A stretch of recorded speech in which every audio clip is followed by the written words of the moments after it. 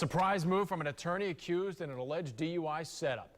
He has decided to speak out about the case while his co-defendant so far pleading the fifth. Three attorneys who represented shock jock Bubba the Love Sponge in a high-profile defamation trial are accused of setting up a rival attorney in the case with a DUI. Our Ryan Raish is live from the courthouse in Clearwater, where that trial is now underway. Yes, court wrapped up a little bit early after a long day of people pleading the fifth and not answering a single question. Finally, though, some answers this afternoon from one of the three attorneys accused. Would rank up there as the worst decision of my life. Talking like a man whose hard-fought career is on the line. Today, for the first time publicly, one of the three embattled attorneys decides to open up. I know that, I risk losing the privilege to practice law if I don't take the stand. You've made that abundantly clear to me, and I had to think long and hard about taking this stand, and I've worked very hard to get where I am. Robert Adams stopped well short of admitting a full DUI setup of rival attorney Phil Campbell, but says he did know that their paralegal, Melissa Personius, spotted him in a downtown bar.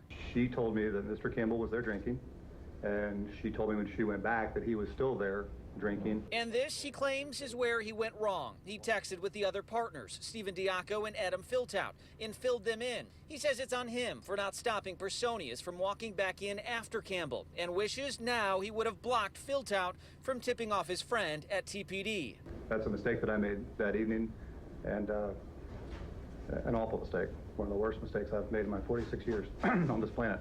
Of course, it would be interesting to hear their paralegal's side of this story. I invoke my right to the Fifth Amendment. But that's not happening, at least for now. But maybe later if the judge allows her so-called confession video. Today, she pled the fifth to every probing question from the Florida bar, and so did one of her bosses, Stephen Diaco. On advice of counsel, I assert the fifth. The one person who did speak chose his words carefully, according to ABC Action News legal expert Jeffrey Schwartz. So far, what he's trying to do is avoid responsibility by giving really evasive answers.